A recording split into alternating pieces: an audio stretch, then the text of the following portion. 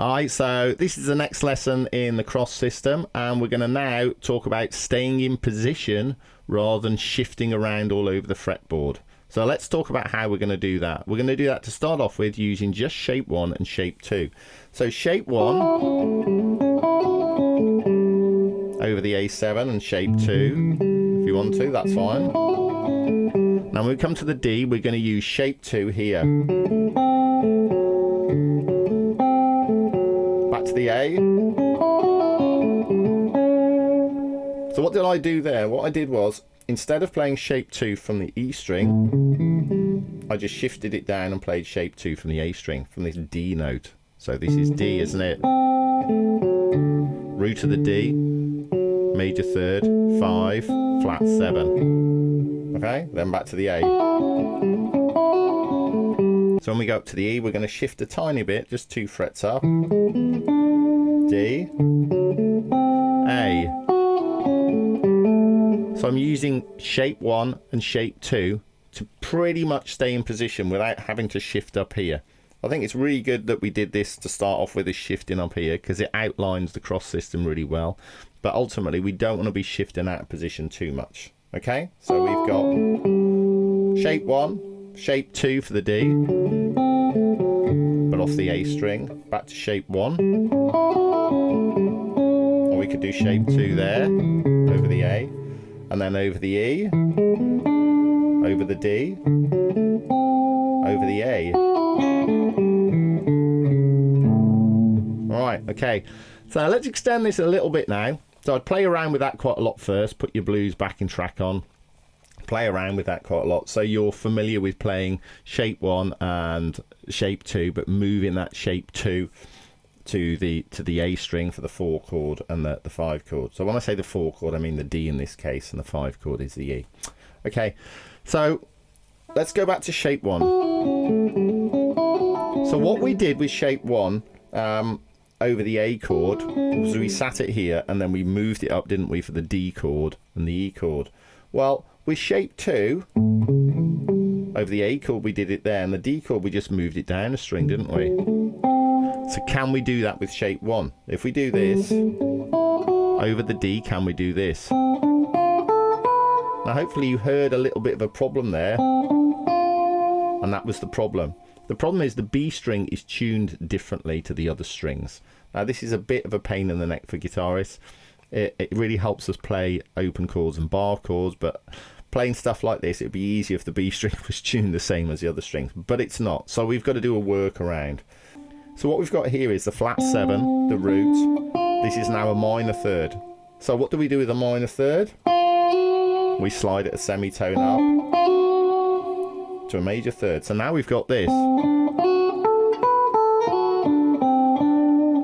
So this is our new cross. Alright, so this will be cross 3.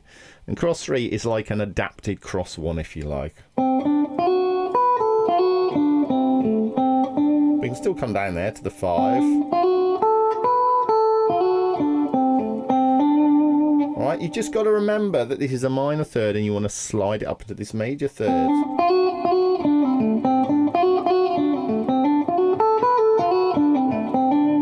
So cross 3. Cross 3 is like cross 1 but shifted down here and sliding from the minor third to that major third. Now remember, that's the 6, so like cross 1 we can go.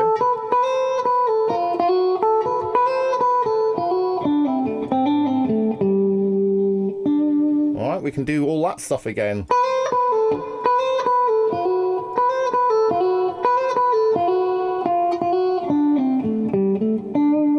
I always remember that's the root note. So let's put our backing track on again. So over the A, I'm going to play shape 1, and over the D, I'm going to play shape 3, and over the E, all I'm going to do is shift shape 3 up 2 frets and play that over the E. Okay, so let's see how all that sounds.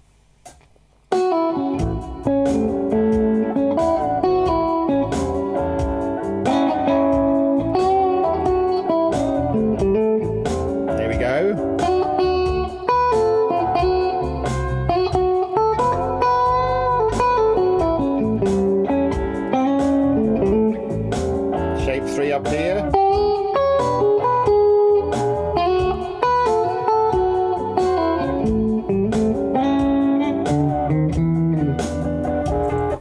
So you can see it sounds great, doesn't it? It sounds really good. And all I'm using is 2 shapes there. I'm using shape 1 and then I'm using shape 3. Alright. Now we could, let's not do this to further complicate things. I could use shape 1 over the A and shape 2. I could go to the D, I could use shape 2 here and shape 3 here. I could do that over the E, shape 2, shape 3, over the D, and then back to shape 1.